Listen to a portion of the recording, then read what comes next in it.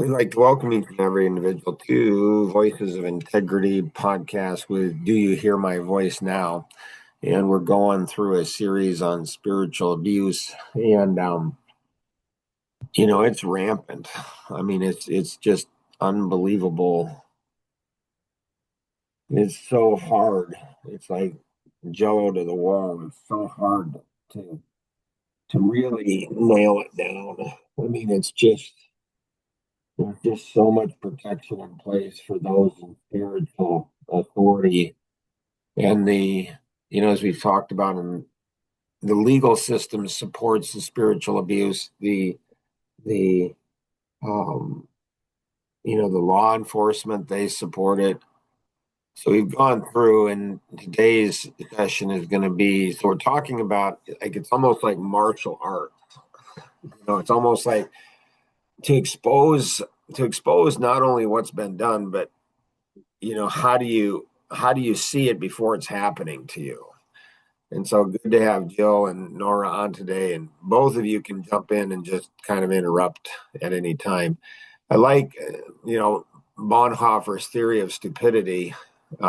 Great video where it goes through and it says how they congregate together. And so when I think of Emmanuel Baptist Church and Dale Williams, the pastor, um, and then the three deacons that did what they did, it's like they congregate together and like stupid does stupid. So we went ahead and, they say nothing out of fear. So it's almost like they put their, head in the sand. And the GRBC, which is the General Association of Regular Baptist Churches, um, so the sexual abuse was exposed many, many years ago, from my wife's dad.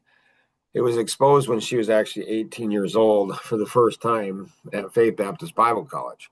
Now, what's interesting is I went to them because she went and talked to the president's wife, and the president's wife, how she handled it. And again, this was, over 40 years ago. So the president's wife went ahead and said, well, you could report it, but if you did, your dad would go to prison. So it's crazy how women actually protect the men. And not, I mean, and so, but what's interesting about Faith Baptist Bible College is when I reached out to them and say, hey, this is what happened, this is what happened. Um, they didn't avoid it. I talked to the president and said, hey, this is what happened. This is how it happened. This is all this kind of things. And, and he was really good about it. So I was like, okay, like, yeah, 40 years ago, but that doesn't mean you just don't do anything. But he said, these are the things that we have in place. So I have a lot of respect for Faith Baptist Bible College. He's like, okay, appreciate that.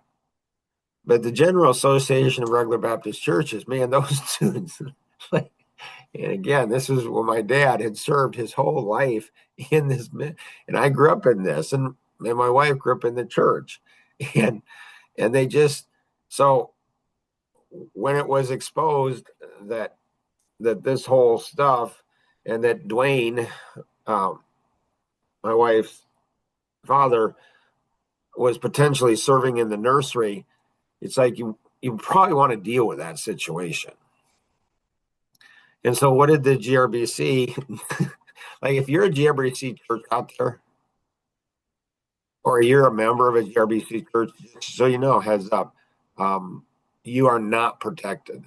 I mean, you can't even believe this. So this is Bernie, Osberger, and so went to him and said, hey, this is what's going on. And he went ahead and this is what he emailed me. And he said, I read the post you sent and feel terrible for your wife as well as other women who go through similar situations. So this is the first thing of an abuser, spiritual abuser. They apologize. So they just do. They just often, or they ignore, but at least, so he did that. over the years, I've had to deal with this issue and have always felt grateful that our ministry was never attacked and hurt by this sort of trouble. And so it's sort of terrible. So it's like, well, is it because you put your head in the sand? I don't think I need to talk with you about it. I understand your dilemma. So they're in sales. The feel felt found. I know how you feel. I felt the same way, and this is what I found. It's like, you don't. Did your wife go through this? Did did the pastor of decades go ahead and hide? No. I called Caleb, and this is the pastor that went ahead and collaborated with Dale Williams. So, just quick review again. So Dale Williams kicks me out of the church. They have this trial, kind of like Jesus, throw it up there, and it's like, what did he do? And they make up this stuff that's not biblical, like talking about spiritual abuse, talking about lording, your leadership over it. It's just crazy. I mean, it's just absolutely crazy. And then Dale, after the fact, after they abuse you, then they seek to harm you. Why do you? And they want, it's almost like there's so much guilt. And, again, people who are watching this who know Dale, why won't you talk to him? Why won't you say, like, Dale, what's going on here, dude? And he's got no authority. He's got no accountability. So he said, I called Caleb. So Dale went ahead and talked to a pastor of a new church we were going through, and then, gossiped about us. He told him partial truths. He didn't go ahead and tell me. And when confronted with that, then he said, it's pastoral consideration. I'm like, what is pastoral consideration? No, this is a true story. But what they do is they're very forgiving of themselves, and they want everybody to go ahead and whitewash all their stuff, but they're unforgiving of other people. And then all of it, like the whole GRBC, like, I just feel bad for all of you guys. I just do. Like, how do you just ignore this? How do you just go ahead? And so I call and the GRBC, and they never return the calls. It's like they think this is going away. It's like, guys, it's not going away. You poor saps. And so Caleb's the one that blew up the whole, reconciliation. So he's a pastor of the GRBC church. He was, when this whole thing was. And so he said, I called pastor and offered my help to somebody who's protecting a sexual abuser. Like, who knows? Is Caleb? I don't know. I don't know him, but I do know how he treated my wife during this situation. And it was just unbelievable. And there's letters out there and emails out there on what he says and what he did. And it's just crazy. He said this surfaced last summer, and he would call me if he needed advice or help. Thanks for the heads up on the matter. As Illinois representative, I have no actual authority to get involved in a church matter like this, but I can offer advice if he asks for help. Bernie Osborne. It's like, are you kidding, Bernie? Are you kidding, GRBC? Let me get this straight, Bernie and GRBC. Let me get this straight. So you got a pastor out there that's protecting an acknowledged child abuser. So is Caleb involved in this stuff? I don't know. But he is protecting a child abuser, and he's protecting him from getting exposed. And so it's like going to the child abuser and say to the dad who's abusing his daughter or his granddaughter or other girls in the church, like, I can only get involved if they ask me to get involved. Like, dude, really? How is that possible? I don't even think that's legal. Like, and so so he tries to win me over through his nice words. Then he's like, yeah, there's nothing I can do unless they ask. It's like, they're not going to ask you, goofball. And why is the board protecting Bernie? Like, what's up with this stuff? And why is the board not responding? And so the board, you all go ahead, you all become part of the situation. Like you just do. You can't just go ahead. I mean, you can, but you can't just go ahead and put your head in the sand and say, well, that's not our responsibility.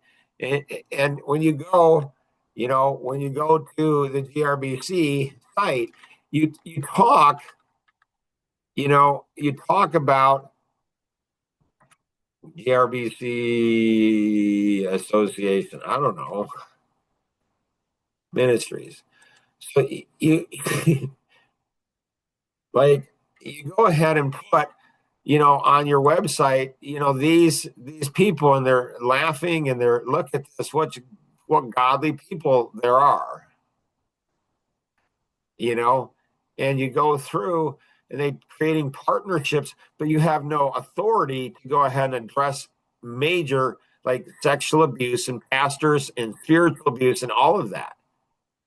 And it's like, how can you be equipping? How can you be creating partnerships, equipping churches, and advancing the gospel? Like, how can you doing it? And so, like, it's just weird. And you get all these men. Like, how can you be a part of this? Like, hey, Mark, can I ask you a question? Yeah, absolutely. After all of this was presented, and I know you didn't get, I know they've been like shoving everything underneath the rug type of thing. But when you first went to them, what were you hoping as an outcome? Right. And so when you're in this situation, for somebody to approach Dale and say, hey, let's have a conversation. Like, what really happened? What really happened? What really, like, well, I don't want to talk about it. Well, that's not acceptable. But there's the whole structure of it. So in an ideal world, Dale and the three deacons would go ahead and, I mean, they wrote a letter that went ahead and went ahead and said, hey, you can never touch foot on the property again. So this is property my dad, I work for, and everything else. So they should send a letter of apology. So Dale Williams, these three men should send and they should remove this and say, no, we're not going to do this. And we apologize to you, Mark. We apologize to your wife, and we apologize to your children. We apologize to all of you, and we're sorry. And the GRBC should go ahead. I mean, like, here you've got one of your pastors, a GRBC pastor, and he's doing this. And so, you apply Matthew 18 to Dale. So you go ahead and say, we're going to go ahead and bring in three men or women, or I don't care who. You bring in witnesses and you say, let's take a look at all of this. So yeah, the original happened over 20 years ago, but this recent stuff, it just happened, 4 years ago, 4 years ago. And so, but what they do is they just do a delay tactic. They just run out the clock. So it's like, what I want is exposure. And I want it to prevent it from happening again. And so in the Bible, it's very clear. And, pastors, it's so weird. It's like they just ignore. They're like we live in an Amish community, and there's horses, and they drive buggies, and they have these blinders on, so they can't see the left, they can't see the right. They just see if they're just workhorses. This is what it is. Your job is to drive a car. The same thing is true with pastors. It's just weird. It's just absolutely weird. So the Bible is very clear. You expose this stuff. Why? Why do you expose it? Why does the Bible say to expose this stuff? It's to create fear in other pastors in doing this. So you make Dale an example. If he won't repent, if he won't confess, if he won't turn from his ways, you make him an example. Why? It's not out of vindictiveness. It's not that at all. He can't undo what he's done. It's to use for him to be used as an example so other pastors fear. Like, you do this, and so people in the congregation, so women, they're just going to go ahead and they're not going to attack. By and large, most women are not going to go ahead. They're not going to defend themselves. They're not going to expose the stuff. And if they're the ones that are abused, they feel the shame and they feel the pain and they feel the trauma. And most men, they don't want to go ahead, and they don't know what to do. And maybe they've got some stuff in their own life that they feel bad. And so they, will forgive and forget. But the sin continues to go on. It's progressional degeneration. It gets worse and worse and worse. And what other kind of stuff happens?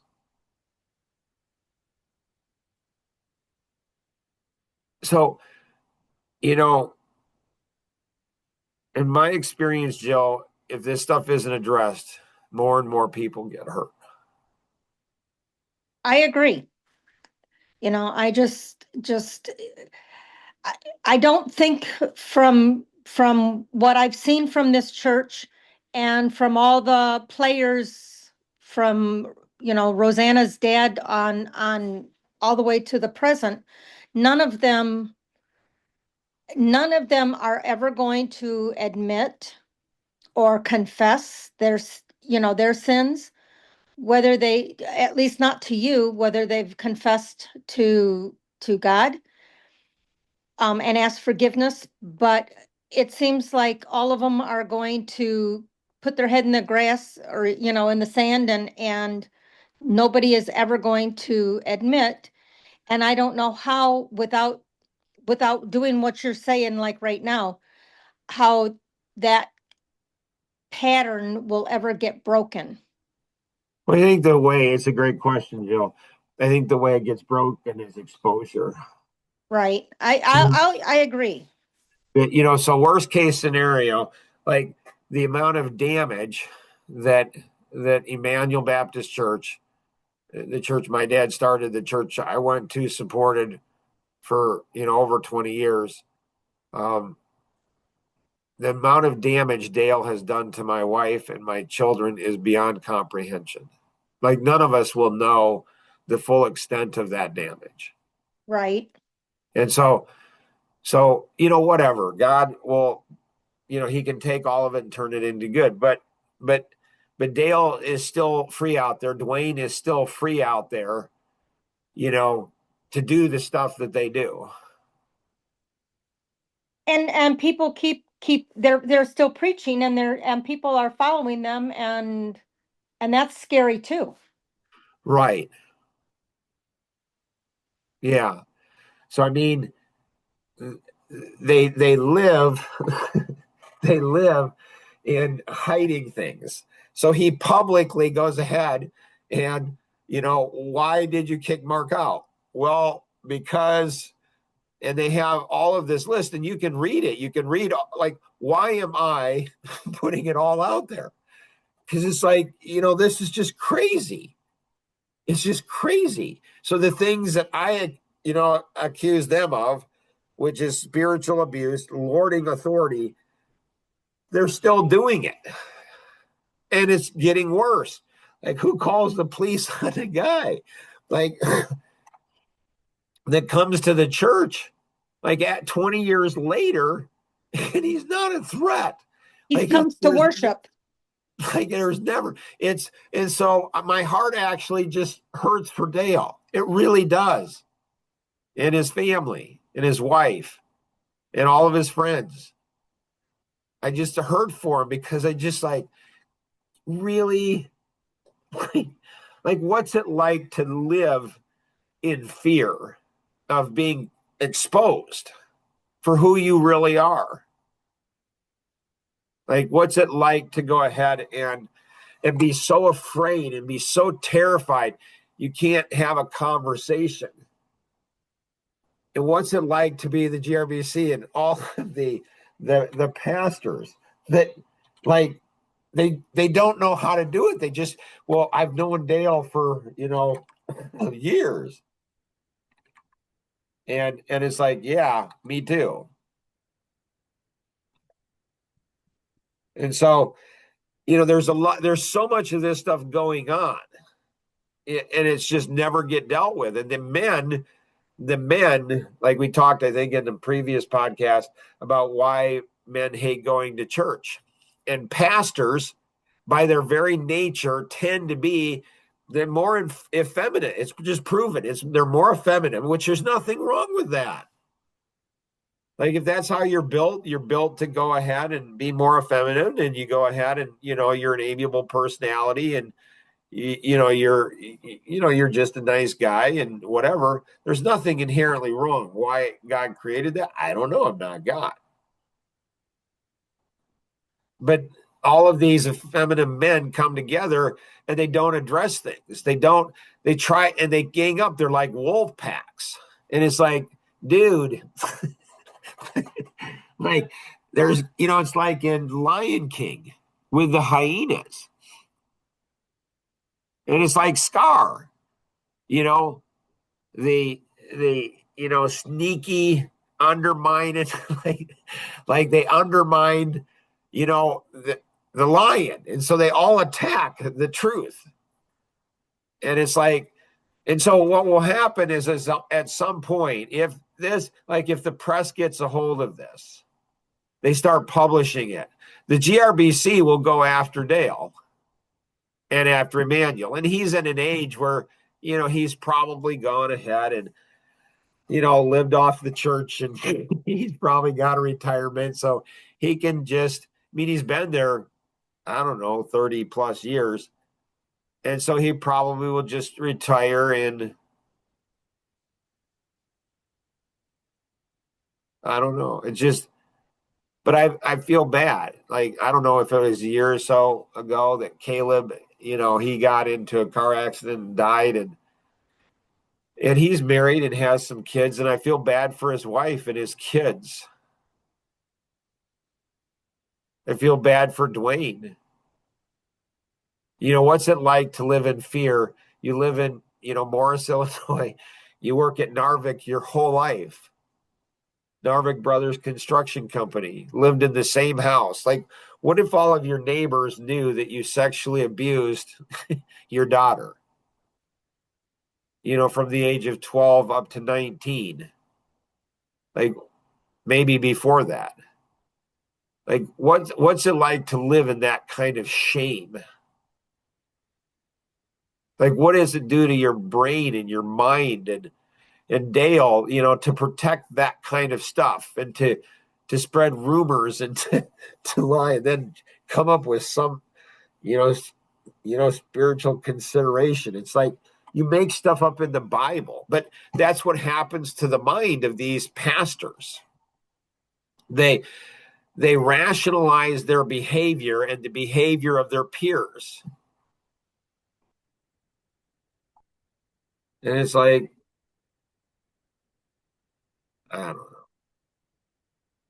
know. It seems to me that each and every one of them, whether they're, you know, whatever their personality happens to be that brought them to this, um, every one of them is very narcissistic, and they don't, um, I don't think you're thinking that they feel this shame and what have you. I don't think they feel it. I No, I don't. think they don't on I agree. They don't on a conscious level, Okay. but Yeah, on a subconscious I think level. they just dismiss it, and like most narcissists feel that they're entitled, and they're entitled to to whatever that they say or whatever they do is gospel truth, and that's that, whether you like it or not. And they justify whatever they've done in the past instead of taking ownership of it. They justify it, and they get other narcissists to justify it also. And it seems like it's just a pattern that they're all going to justify and protect each other, and they're not going to hold they're not going to hold another person accountable because they're just as guilty. So if they are just as guilty, they're not going to hold somebody else accountable, because could turn around and come back on them. Yeah, so it's obvious for all of those that are going through this, listening, watching this podcast, like if you're a narcissist, if you're one of those, probably you're not listening. Probably not. Probably not, because that's what they do. It's like they don't go ahead, and um it's almost they can sense there's an attack against themselves and who they are. It's become their identity. And so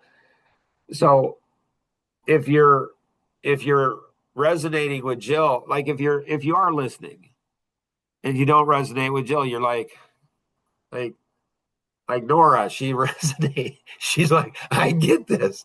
I get this. I get this. So if you're resonating, you're like, dang, I've been through that. I'm in that situation now. Like, you know, if you resonate, then you have somebody or multiple people in your life. And it's like you understand what Jill's saying. You're just like, that's exactly what they do. They congregate together and they're weak. They're spineless and they ignore things because they don't want to face their own stuff. They just don't. So I think the only thing that can stop it is exposure. And that's their greatest fear. They, they fear, they're absolutely like Dale. He's terrified. He's terrified of his peers, but they see his narcissism, but they're narcissistic too. And so, Most likely. yeah, most likely. And he's terrified of his family seeing this, you know, especially, one of his sons. And so, because, Dale will judge other people like you can't even believe. Like you can't even believe he will judge other people, but he doesn't seem to have the capacity to go ahead and get the plank out of his own eye. And that's Matthew, what? Matthew chapter 6? It could be, yeah. I think it is. Yeah. So, any other, Nora, anything you got before we take off today? No, I don't think so. And I think to add to what Jill said, like the narcissists, they will do the same thing in every other area of their life, not just necessarily church stuff. So, Exactly. yeah. So it's often the man. It's not all women can do that too, but it's often the man, and the wife suffers in silence, and they're so nice to everybody else. They're so nice to everybody else, but to their wife and to their children, not so much. And so next podcast we'll talk about the gossip strategy. And so, GRBC leaders, you're going to be exposed. I'm just telling you.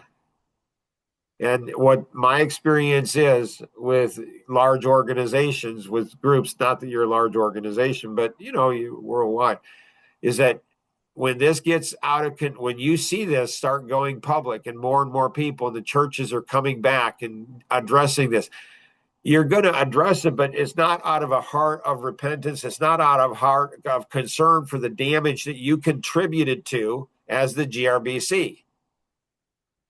It's not from that. It's that you don't respond until you feel threatened. You don't care. You do not care about women. You do not care about children. Maybe your own wife, maybe your own children, but nobody else's. You just don't. And so I feel bad for you. So the next podcast is going to be interesting because it's about the gossip strategy.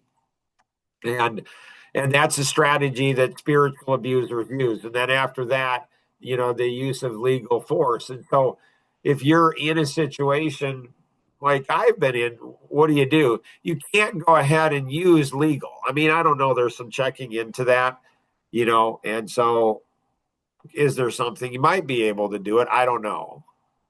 And so, but the thing you do have now is the tool, the resource, the defensive weapon against this stuff is exposure. You go to the internet and you start to go ahead and compare notes. And so if you've been abused by Dale, spiritual abuse by Dale or Emmanuel Baptist Church or the GRBC or anything, what happens is you expose it.